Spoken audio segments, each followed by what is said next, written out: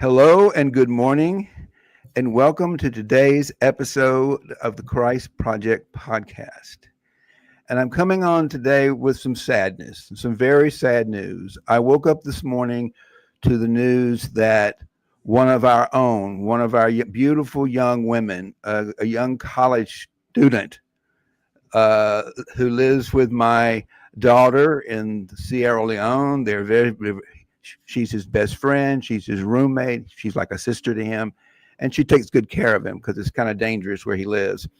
So I'm just with a really heavy heart this morning, and that's why I've dedicated this podcast today to Safi. Her name is Safi, and I'm just really. But what another piece of interesting information is that when I realized that my guest today was Gary Malkin, from one of the creators of Graceful Passages, I thought, well, what a wonderful guest to have is someone who's has got the ability to create music to comfort and raise consciousness, create unity. And so I'm just going to, and he's an Emmy Award-winning composer. And I just thought, wow, this is divine orchestration to have him on our show today to help us dedicate this show to our friend Safi. So, Gary, I'm just going to allow you to introduce yourself. I know you have a nice guided video music piece that you want to play, which we'll start with. But before we do that, I just want to invite you to introduce yourselves and tell us a little bit about what you'd like to get done here today. You know, the ultimate goal of being on this planet is to experience the radical opportunity to be present in our body, mind, heart, and soul. So what I'm here to do today is to explore how, in the midst of the craziness of the world we live in, how can we do that? And especially when it relates to understanding the impact of remembering that we're impermanent and only here for a short while. So if a few moments of awakening to the reality of our impermanence will allow us to drop into deeper presence, so be it. Okay, let me get this on the screen here. Hold on.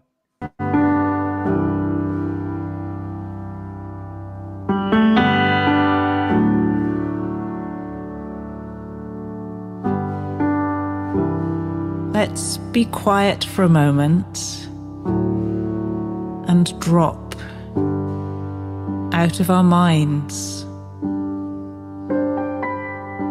and into our hearts. Let's listen to the songs, the melodies,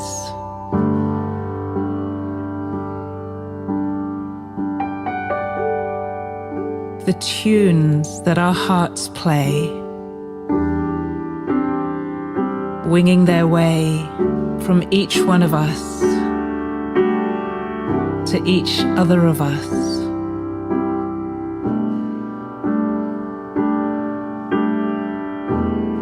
Connecting us,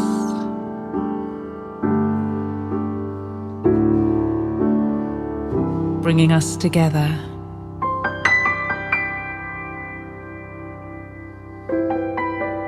Bringing us into harmony with each other.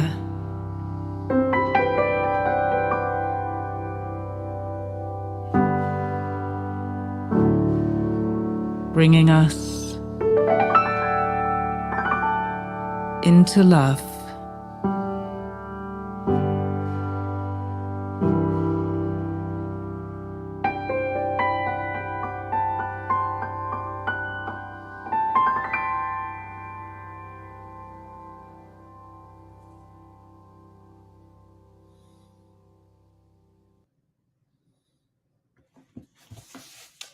Can't hear you.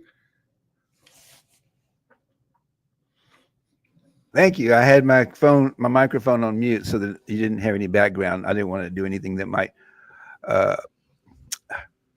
stand between that beautiful music and the listener. So that was just absolutely gorgeous. And I thank you so much for bringing that piece to sort of set the tone going forward. And what I'd like to know, first of all, and I'm going to let you talk about, well, really whatever you want to talk about, but what I'd like to start with is, when did you realize in your growing up that this was your path, that you were here to bring music into the world, that you had this special gift to help to really change the world, to transform the world through your music? When did you realize that? I'd love to hear a little bit about where it all came from, where it got started. Well, Kintu, before we go there, I just want to exercise for all of us who are listening to take just 20 seconds and acknowledge the beautiful being who has lost her life that you wanted to dedicate this show to. Because I believe that since we're interconnected at every scale, when we all gather our energies in reverence to a beautiful soul who you loved, we're all sending her on her way with greater love and compassion and her knowing she's never alone. So let's just take 10 seconds even just to honor her, and say her name out loud again. Let's take 20 seconds. I'm going to set a timer.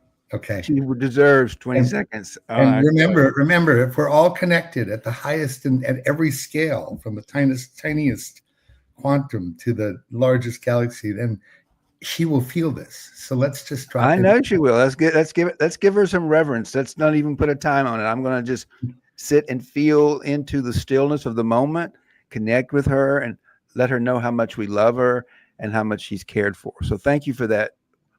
Thank you for that.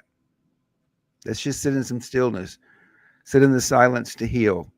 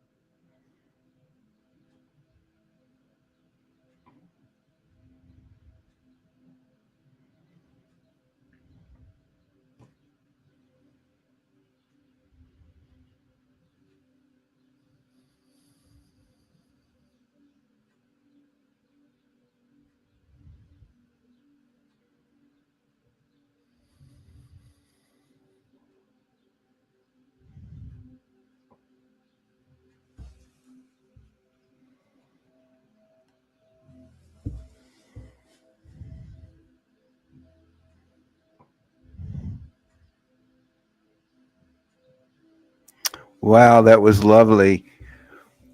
I gave us a little over a minute. I just felt so I connected. I needed to connect and slow down. Absolutely. And just to let you know that we've gotten some people across the screen who just want to let us know they're here. This is a member of our manifesting collective, Flory.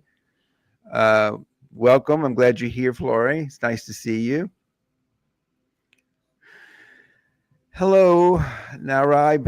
If I got your name correctly, Narib John. Thank you. Glad you're here. Glad you can be with us today.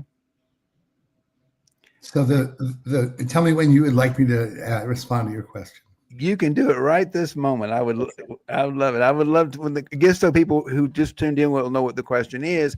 I asked Gary to let us know. I'm asking Gary. I just letting the audience know that what I asked you was, tell us about what made you realize, when did you come to the realization you had this special gift to help transform the world through your music? So I think it's really appropriate that we begin with silence. Because before we were bombarded with microwaves and cell phones and all the things in the field that we can't see, I really do believe that long ago we humans were equipped with the ability to be in the presence of silence without ever knowing anything of a pregnant pause or discomfort. My friend Thomas More, the author of Care of the Soul, who I love very much as a dear friend, just wrote a recent book called The Eloquence of Silence. And the music, there's a music in silence that actually awakens us to a higher state of understanding that we are part of everything, right? So ironically, I've never phrased this before, and I've been on hundreds of podcasts, that ironically, the author of my musical gift was the dysfunction and the craziness and the confusion that was my family, what I grew up in. And it was that I somehow came into this world with an innate understanding that I was born out of a unity of consciousness that was nowhere to be experienced in my family. And so looking back, and I've done a lot of inner work and rebirthing and a lot of processes that helped me go back to even what it was like in the womb of my mother. And it's quite a trip. It was quite a chaotic place inside that room. And when I came in, I literally have felt like the first 5 years were sort of like I had to go underwater in order to survive. So one day when I was 5, and I've told this story many times, I was at a friend's house waiting for my mother to pick me up from a play date because we had just moved to a new little town. I didn't know the friend, and I was wandering around waiting for my mom and saw this shiny black thing, and literally just I remember being drawn to it, and it had these white and black things on one part of it, and I pressed the note on what was a piano, and instantly I felt like I could breathe for the first time in my life. I felt like I was coming up from underwater, like literally like, like presence of feedback, of honest reflection and authenticity in the beauty of sound itself, had a purity and a clarity that was like what I had been longing since before I was born.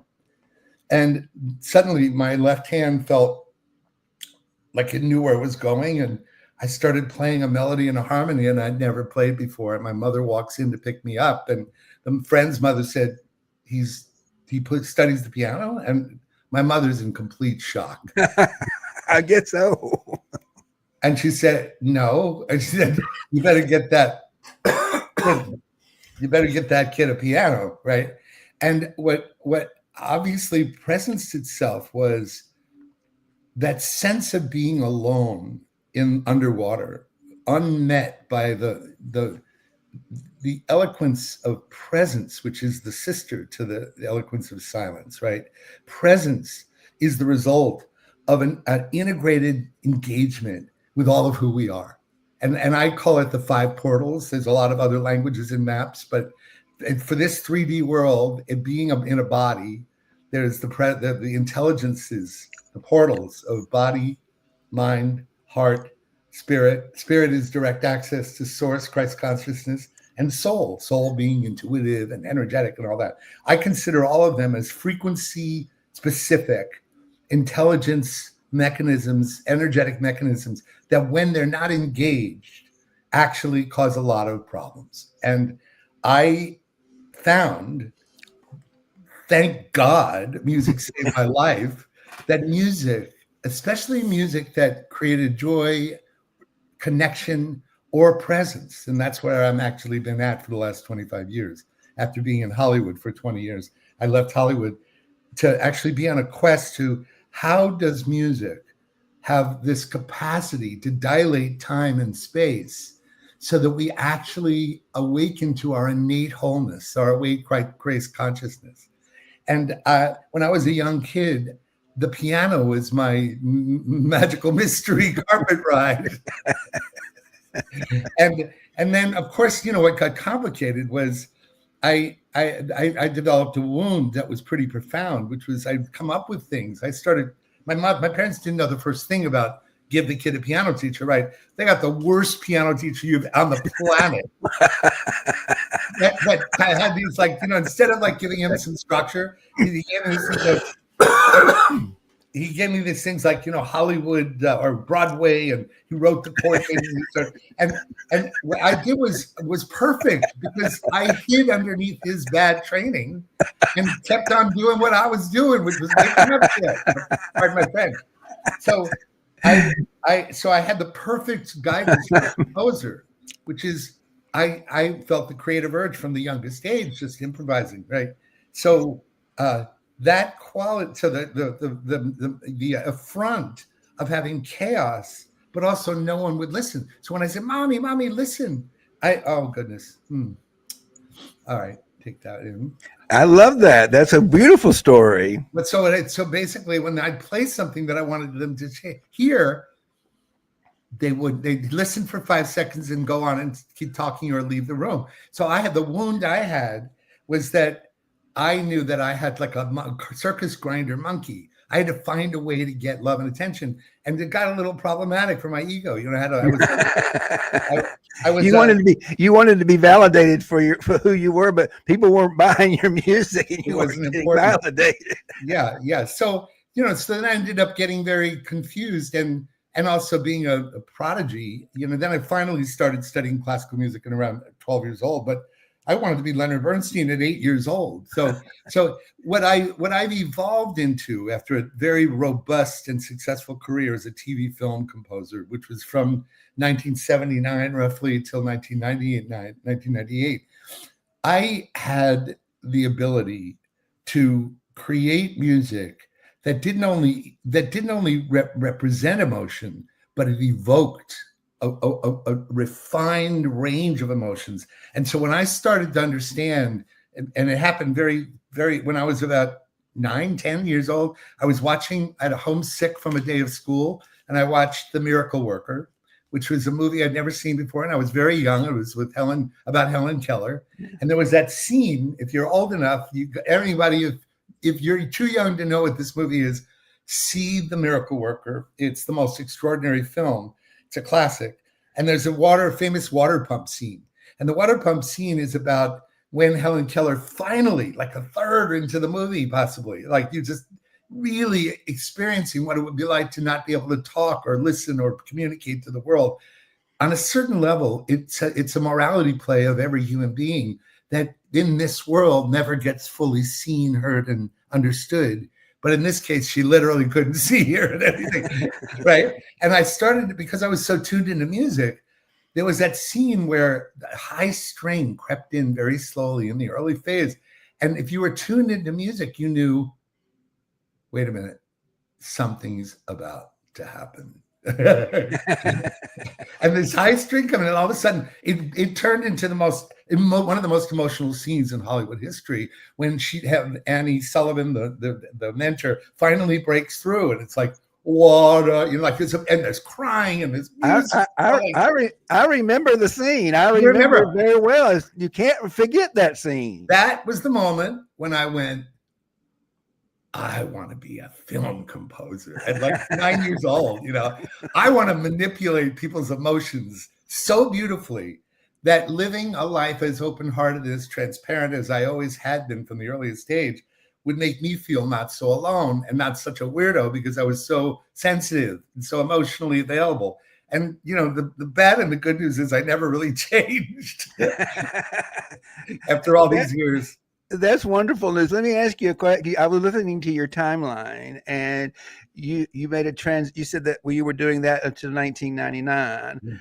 I met you in 2001. At that time, I was the food captain. I ran the operations of the food operation at St. Paul's Chapel at Ground Zero following the 9/11 attack of the World Trade Center, and I was there for 9 months. Wow. And from what I recall is that you came, what I love to know is kind of what was the context of how you got there. You came there, I know I met you through my cousin Courtney, who was kind of like our chief of operations for our groundwork there. I was down there for 9 months, and I clearly remember meeting you, and I believe pretty surely we went to something at the National Cathedral that summer or sometime. Yeah, Courtney and I and Peter Grandel created an experience for the 1-year commemorative.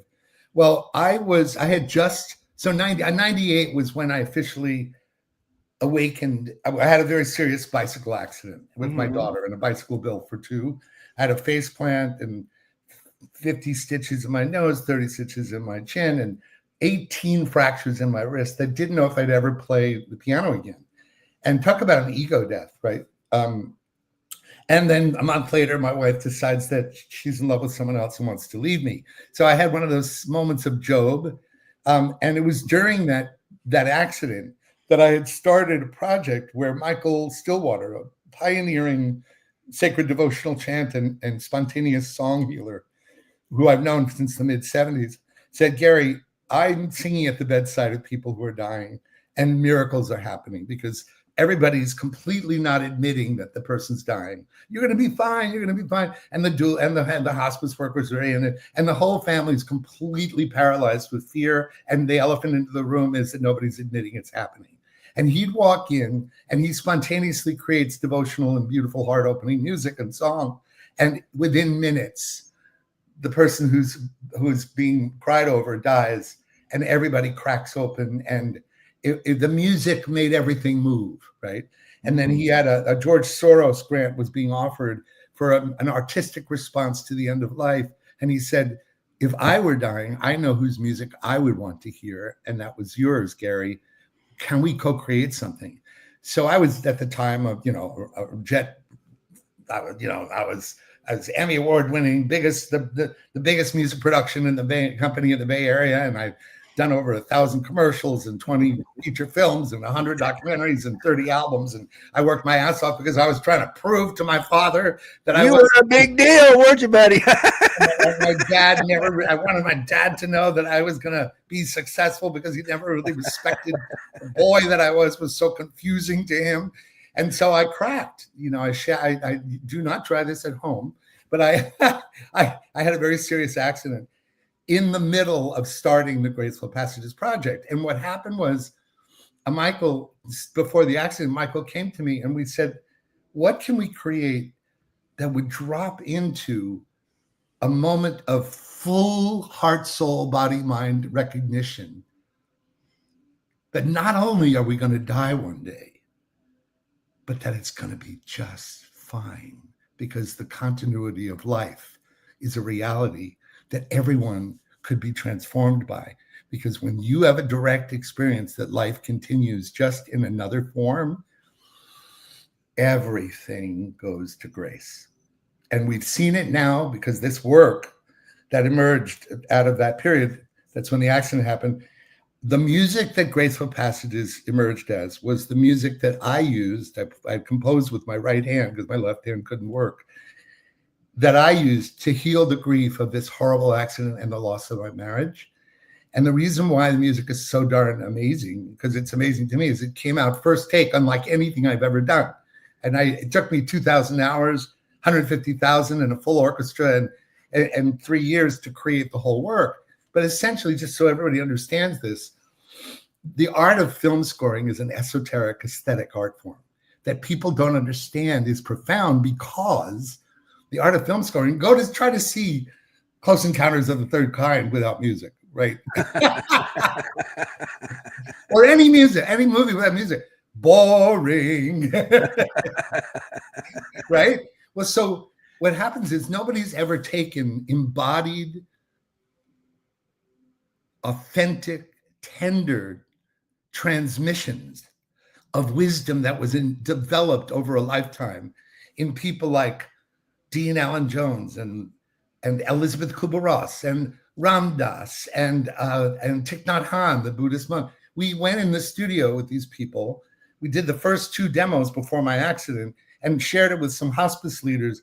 And they said, this is more powerful than anything we've ever experienced. And I wondered to myself, what in me is going to have to die and to understand death in order for me to write music that has the responsibility to give people a soft landing in their hearts around their fear of dying and avoidance and denial of dying.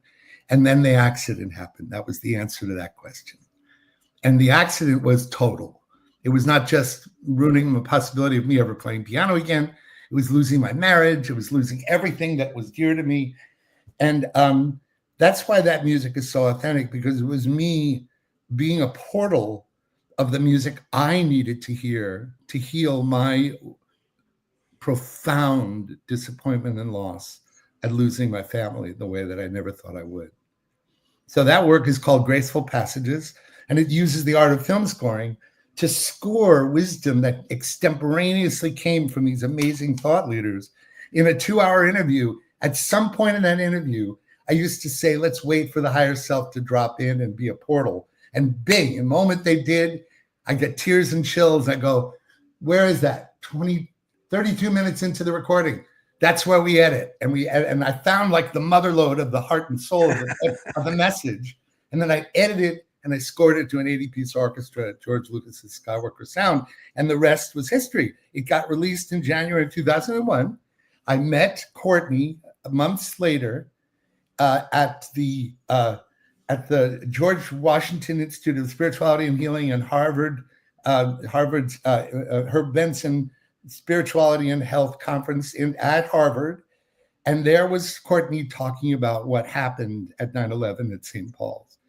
I was sitting in tears in the audience. I didn't realize that I was there with Courtney at that event. You were. We were invited by them to come and be there. I didn't realize that that's where y'all met. But yes, I remember very distinctly going to that event because they invited all of us. I think, and Dr. Ann Webster was there. Right. I remember Ann. She actually ended up becoming a client of mine after, years later, and became a dear friend. But yes, I remember that. That's a wonderful story. We normally wait. I just have to tell you quickly because I know that I could go on a long time. Well, let me just ask you this. Hold the thought. I want to take a quick little break to talk about Safi. And so if you'll just hold that for a second, I know this is my show. I can go for an hour if I want to, and I'm having such a good time. We just might do that. So just hold that for a thought, and let me just give a little shout out to what we're doing here today. We're honoring someone who needs to be honored. Okay.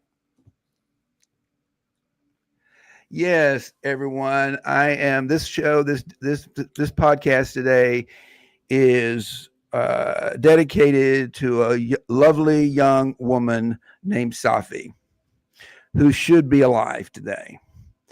The problem is that for someone to die in a hospital, to bleed to death in a hospital because they don't have the money to pay the hospital bill is tragic.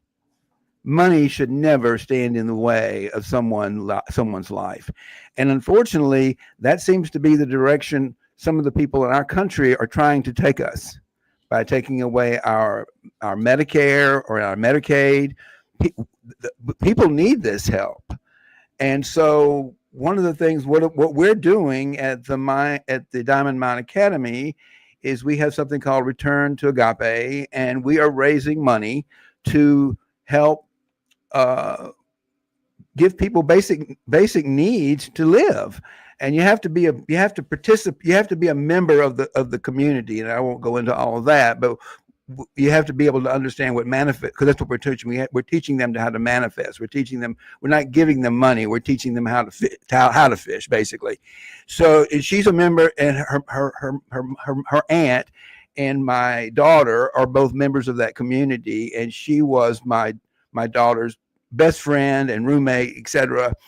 And she should be alive today, and she's not, because she bled to death in a hospital in Sierra Leone.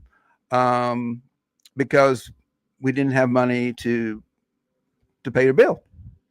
And that's what happens when you don't have a government structured system that cares about its people, that cares about their welfare, puts money before people's lives.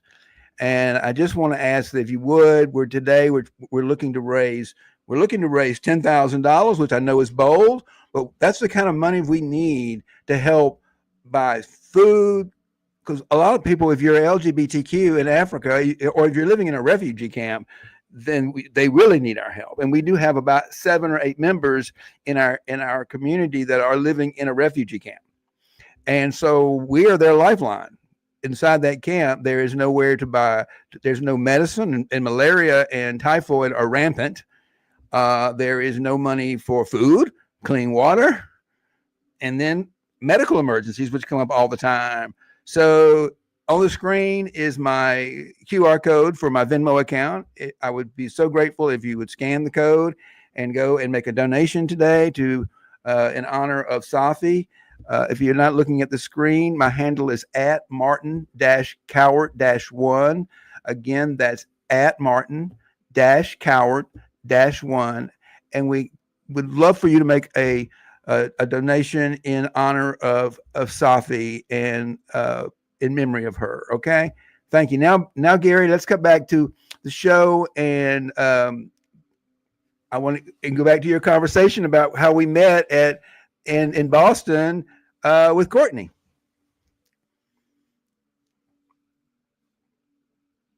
You're muted still. I had come to Harvard with a satchel full of new Graceful Passages. It had just come out in January of 2001. And this was this was the first time that Courtney left St. Paul's. I remember they were at Leland and all these amazing people and were part of this, as you were too. And I didn't remember that you were. So thank you for your service. But I slipped a copy of Graceful amidst all the throng of people talking to her after her talk. And I just said, Courtney, I just ask you to listen to this and please just call me after you've experienced it. I'd love to know what your response is. She listened to it on the train back to New York. And within 24 hours, she left the most extraordinary message in tears saying, this is the most extraordinary thing I've ever heard. How can I get you? Oh my God, you just gave me chills. How can I get you to St. Paul's? We must talk. And so within a very maybe a month or two, because I've been living in San Francisco Bay Area for 52 years at the time I was there. I made my way to St. Paul's to play as part of I did a 2 or 4 hour set as part of the 24/7 musical service crew. Mm-hmm. And then we came up with this amazing idea. I fell in love with Courtney. And I mean, I love Courtney. And to this day, she's one of my favorite humans on the planet. And she is an extraordinary human being, as you well know, because you're a cousin. But we hatched an idea to create a 1-year commemorative in honor of the light that comes out of the shadow of darkness, such as 9/11. And me and I forget what his role was. Peter Grandel was some hoity-toity. Peter Grandel at the time was he wasn't like the canon to the ordinary, but he had a role at the cathedral. Yeah, and we 3 of us holed up for a weekend and created a script called Voices of 9/11. It was very, and I had a palette of such extraordinary nature. And we created a beautiful event that included the Howard University African American Choir and a couple of singer-songwriters and 2 storytellers and singer-songwriters. And we created a scripted thing. To this day, I have an incompletion in my bucket list, which is Morgan Freeman and Audra McDonald being the storytellers and doing a massive event at the Kennedy Center that is honoring the 25th anniversary, which is coming up, I guess, or maybe it's a year away. But to this day, the script that we created that collected poetry and songs and amazing tribute to the spirit that comes out of people when darkness like this happens. To this day, I want that property, that experience to be on nationally televised and co-created. But that's how I met Courtney. We created something together and we've been friends ever since. And since then, she and I have been always exploring how can we, and she's the reason I've fallen in love with the Episcopal religion, or at least the institution of the Episcopal Church, because I have been very involved in creating many events, all about unity consciousness and multi-denominational spirituality at Grace Cathedral for 25, 30 years now. And so when I realized the Episcopal Church was, of all the organized religions, was the one that celebrates our unity and diversity. But Courtney and I kept on trying to explore, how can we create, what was the word she used? It's a very common word in the Episcopal Church, but an expanded liturgy, an expanded experience that offers a direct experience of the spiritual, rather than an attachment to the dogma and the words and the hymns that so many people go through the motions, but they don't have a direct experience of God. Well, music can assist that, especially when you combine it with unique ways, the way I've done with Graceful Passages and Wisdom. So that really set me on a course that helped me realize that all along my journey with Hollywood was about trying to prove to my dad and the world that I wasn't dismissible, and that I was going to be successful in his eyes. And of course, I loved creating music for opening people's hearts. And that started from the very beginning of my career. One of my first earliest films was when I was in 1981. I was only 28, where I did a film on anti-nuclear energy called Dark Circle at opening night at Alice Tully Hall in New York City. And that was when I realized, oh my God, music is for films so much more than just entertainment. It's a tool to move people from despair to hope. And that is everything, to come into a place of possibility. And that's what my life's been career. In Hollywood, I did it with endless amounts of social responsible media to wake people up. But then when I had this accident and we created this work, Graceful Passages, when it was released in 2001, it was called by, you remember that Terry Schiavo case where I do. She was on life support and they wanted to do the head hospice nurse of Terry Schiavo's situation that kept all the news outside of the hospice building was playing Graceful Passages and the music of Graceful Passages 24/7 for months. And I didn't know this. When she finally met me at a hospice conference that I was speaking at, the National Hospice and Palliative Care Association, she said, Graceful Passages. Yeah, I memorized it. I said, what is it about Graceful that you used, the music or the spoken word? Because this work has now touched over 1 million people, reframed death as a part of the cycle of life. She said, quote, I love this quote, Graceful Passages is the most powerful non-pharmacological intervention for alleviating fear and avoidance and denial around serious illness and the end-of-life process. And that has given me the credibility to speak all over the world around a new role that music can play. Because, and I know I go on too long, but I'll just finish this. I respect and love and honor the music therapy world. But the problem I have with it is just like its medicine it supports, which is a very reductionist, mechanistic, symptom-only based system. Music therapy has become one of the fastest modalities ever to evolve in the world because it mimicked the reductionist, mechanistic, symptom-only process of trying to heal symptoms. It doesn't, to my knowledge, I might be wrong, it doesn't recognize the quantum emotional tonality of the field that impacts healing to everyone around the patient.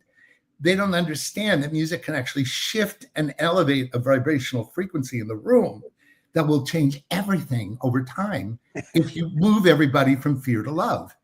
And that's what Graceful Passages does. It creates an experience. And most people listen to just the music because the music is watermarked the spoken word in the music, because I listen to the words, and the portal of me who was gaping hole of a wound when I was suffering from the accident of my wife, I just scored the words, and the words became watermarked emotionally into the music, if that makes sense. And out of that, people, it's over 1 million people have reframed death as a part of the cycle of life. And frankly, if there was only a year to live, the only thing I'd want to do is to give 100 million people a direct, more than cognitive understanding, because everybody understands that we're going to die, but nobody knows, really feels and understands that we really are going to disappear. They also don't understand that we really are the universe itself, and that while our body is going to die, our spirit continues to live. And when we get rid of our fear of death, then we're free to live. I think you just answered my question, by the way. The next question I have, because I do want to be kind of honoring about a 30-minute time frame, but I'm not concerned. But I do want to get this in. The question I wanted to give, because we are living in some very dark times right now in the world. I mean, this is a very dark night of the soul. And I think that the question I was going to ask is what can you give people to take home with that they can do to help them get through the dark night of the soul we're all living in the world today? And I would say, so somebody who's personally has gone through the transformational experience from listening to Graceful Passages many times, I think you just answered the question, and that would be to go and get Graceful Passages and listen to it. And the timing of it right now is is critical, and I'd love for you to comment a little bit on that as a way to heal and to navigate through this really challenging time for a lot of people.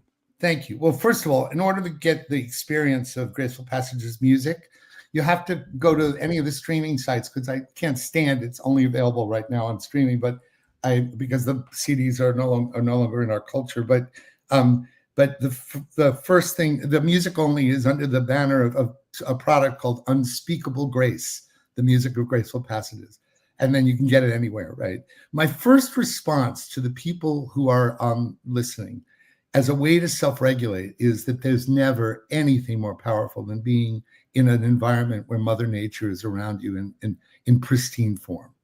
Everything else is an attempt to replicate the experience of being at one with the beautiful Mother Earth that we have been graced to know and be a part of, right?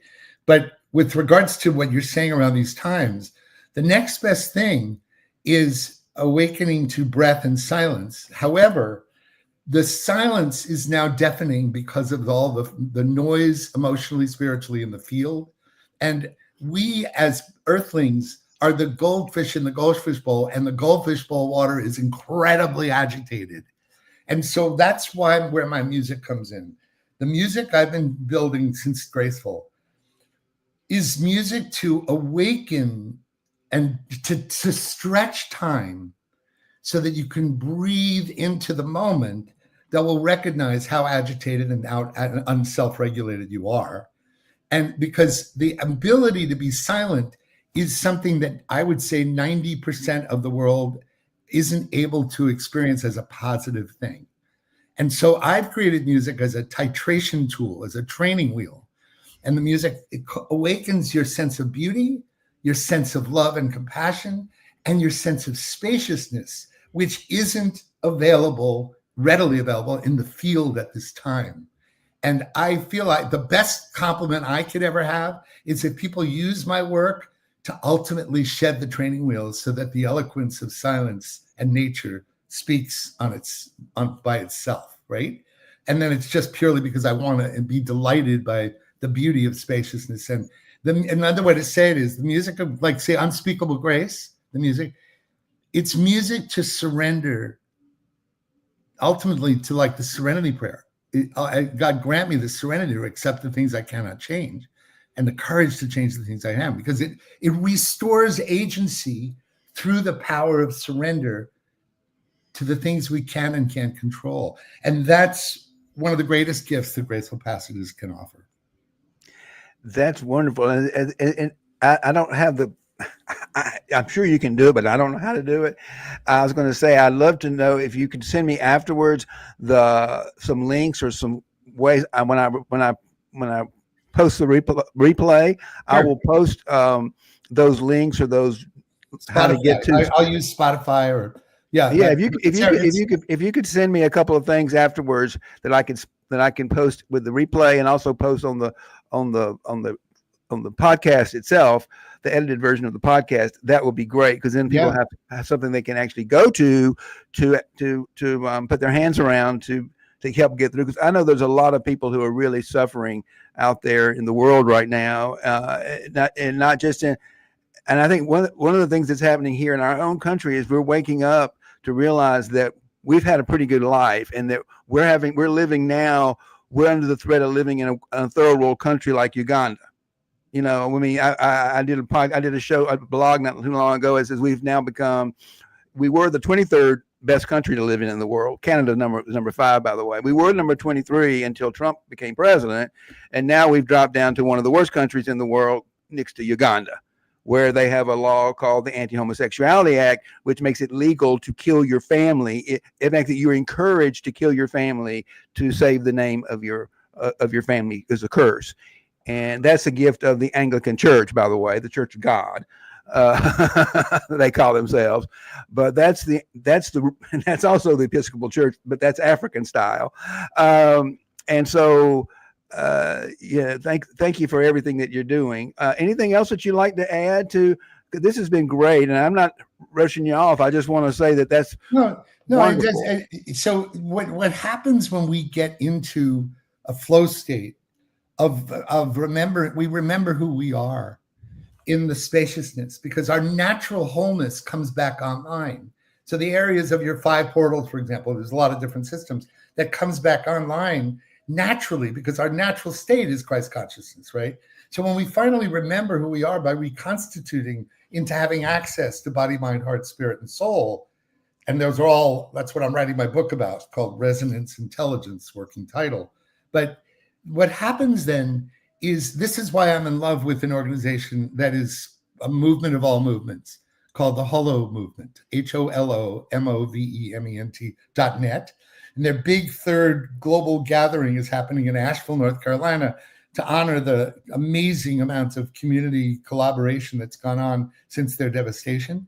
And I'm speaking there, I'm giving workshops there. And a lot of it is about, it's completely compatible with you, Martin, because it's unity consciousness is Christ consciousness. Yeah, and now they've proven David Bohm's theory of unity consciousness, that of the unified field theory that Einstein made fun of, they called it spooky science, is now proven by Nobel Award-winning physicists that proved rigorously, scientifically, what the indigenous people have known all along, that we are connected at the fundamental level, all the way up to the galaxies. So unitive consciousness is the precursor, what I'm starting as a website that's portalsofawe.com.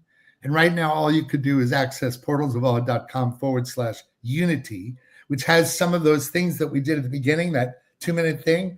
That's a tool to drop people in before a Zoom call so that we're more present, body, mind, heart, and soul with each other, right? That's, to me, the greatest challenge is this. People are thinking that the air is empty, but it's filled with people's unexpressed grief and the assault of the what's going on in the White House, and everything is so much dysregulation. But because you can't see it, people are not recognizing that they're being affected. Do you know what cymatics is?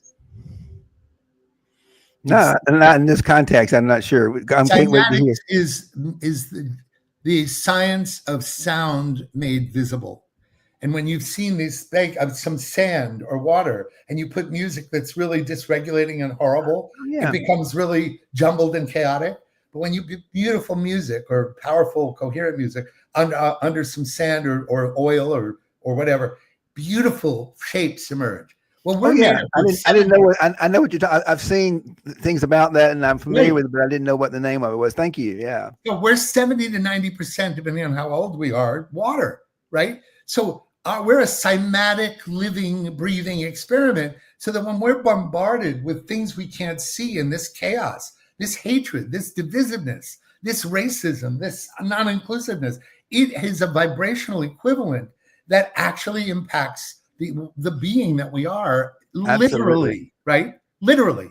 So that's why the ultimate activism, in my view, is to help music claim its rightful destiny as a catalyst for awakening us to all of who we are, and to heal us from the fear that contracts us from being in a remembrance of who we are. And I'm devoted to speaking about it and training about it and doing workshops about it and creating private soul song experiences for people. So by the way, soon GaryMalkin.com is going to emerge. I just lost through a hacking nightmare. Wisdomoftheworld.com has been my home base for 20 years. And it's going to be torn down in a few days because of being hacked. And it's a death that I have to accept as the next step in my evolutionary process, right? Yeah. Not when shit happens, it's hard to embrace it as grace, but that's what we're being asked to do, right? Yeah, that's right. Because life happens for us, not to us, is what I always say. But be careful what you say, because then you have to live it, right? You have to live in that. Let me say this about that then. So I would love it when you get your website up, will you please come back and be a guest on my show, and we'll talk about that, because then you get people some really. But when you were talking, you reminded me of, and I want to tell you what I'm doing to do what you're doing in the world. I've been meditating for 45 years. Wow. And I'm a substitute school teacher, and I go into schools all over my area, And I always take with me my meditation bells. I have some wonderful Tibetan meditation bells. And at every class, I teach the kids to meditate. And I haven't had a single teacher complain yet, because I'll get these 3rd, 4th, 5th graders, even preschoolers, to sit in stillness for 5 minutes. Wow. For 5 minutes. I'm on a mission to teach the world to meditate, because if people can meditate, we won't be living in this mess. So that's my way of bringing music and sound into the healing of the planet. And I got to tell you, it's been very powerful. And so I go down the hallway and say, Mr. K, call me Mr. K. Do you have your bells today? So that's my contribution. I love that. And what I was going to say is, what made me think of this is, I started out with, who knows what your body is made of? And they say, water, 75%. And I'm like, that's right. But you know what happens when you drop a stone into the water? It vibrates, right? So this is what these bells do. I'm trying to make them understand what's going to happen. That's what cymatics is. You're going to hear sound coming into your ear. You're going to hear it. And then these magic bells, that sound is going to magically vibrate in all that water. And you're going to wake up to something brand new inside of yourself. So you ready? I love that. I love that. Also, I just want to give a shout out to my friend Corinne Winter, who has a meditation for elementary school programs all over the Northeast and in Northern California, called missionbe.org, which has organized curriculum for integrating meditation into elementary school. So you should know her, because she's doing what you I'd love to meet her. Maybe I'll have to have her on my show. Oh, you should. Yeah, you should. She's great. Please introduce me to her. She sounds exactly like, because she could probably give me some tips on how to be better at it. Yeah, missionbe.org. Corinne is the founder and I'm a beloved friend. So yeah, she lives in Long Island somewhere. So yeah. Well, thank you, Kintu, for giving me the opportunity to share my passion around music as a catalyst for unitive consciousness and for awakening to who we are and what matters most. And thank you for the amazing, beautiful work you do, Kintu, and helping us become aware of your beloved family and friends in Africa. And I appreciate you so much for all your big heart and your activist soul. Thank you. Well, thank you for saying that, and I appreciate you. And it's so funny that after all these years, we met after the aftermath of 9/11, and now we're back here in this another different, more global dark night. And I appreciate you coming in here. This is all divinely orchestrated, I know. 24 years ago was the last time I met you, so it's pretty amazing. Yeah, it is pretty amazing. So thank you for joining me today. And you know what? I want to give you the last word. So I'm going to just turn it over to you to say goodbye, and then we'll sign off. Okay? Yeah, thank you. Hey, everyone, if you want to take even an ounce of this home, what I would like you to do is cultivate the witness within that notices what you're listening to, and to take a breath and remember that if you're listening to something that is not exactly what you'd want to put in your consciousness, turn it off and actually find ways to listen to yourself and to look for places of beauty that will bring you comfort and love and gratitude. And notice that the world is right now needing you to be the only unconditional parent you'll ever have, which is within you, and stop subjecting yourself to things that are reinforcing the chaos, and cultivate the peace that is who you are.